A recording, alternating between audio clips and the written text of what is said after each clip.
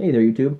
I want to make a video today about travel and concealed carry. I recently got back from a 1,600-mile road trip with my teardrop, and I want to show you guys the guns that I took and give you some reasons why I took them. So this here is my Ruger LCP, just a small little slim 380, and I like to take this one because of its profile. It's so small that it'll fit in your pocket, and it doesn't bulge out or anything. This pocket holster that it came with from Ruger seems to work fine in my clothes. And like I said, I went to the beach, so out there with a pair of shorts on, this fits nice in there. If you got on just regular basketball shorts, this will still work in the pocket.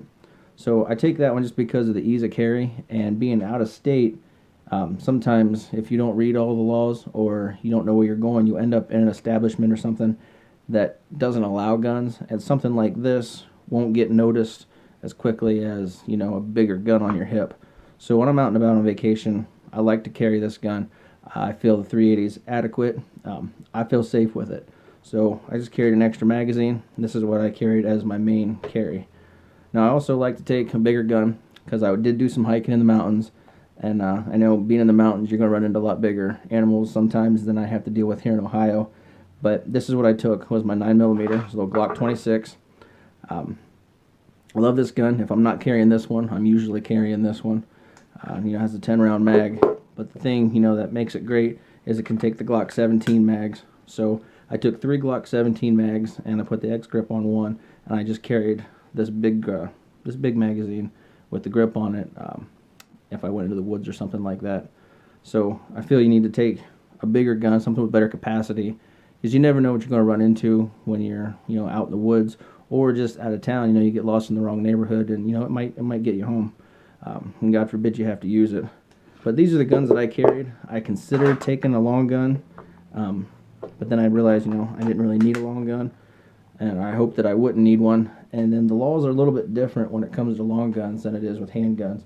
So I just stuck with these two, and obviously there was no issues, and I felt safe having these two options on me. So the next part of this video is going to be the website that I used to find all the laws and everything. And so stay tuned for that, and I think you guys will find some use in that, and it'll be helpful.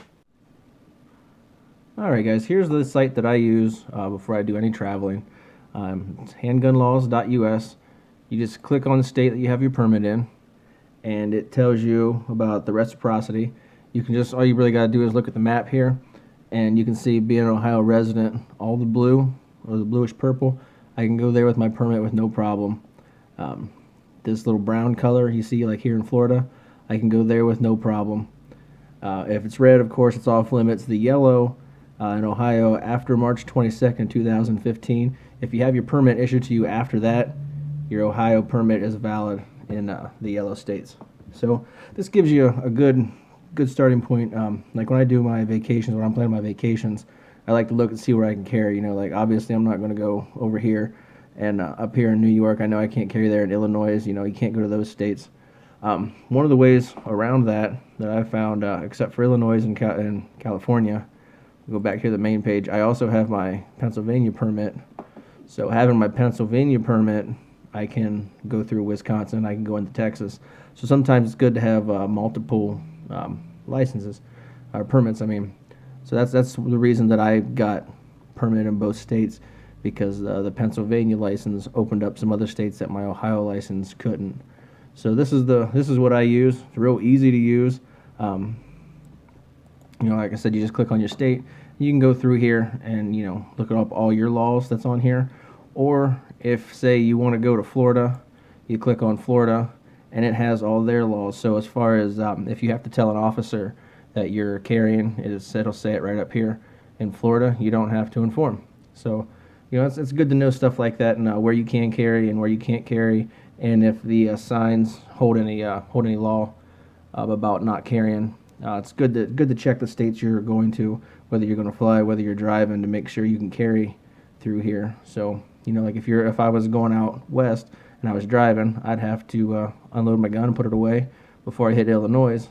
But that's it. I've done that before. It's a pain in the butt, but that's the law, so you got to follow it. So that's how I do it, guys. I appreciate you watching. If this video helped you, hit that like button. I'd appreciate a subscription, and we'll see you in the next video. Thanks for watching.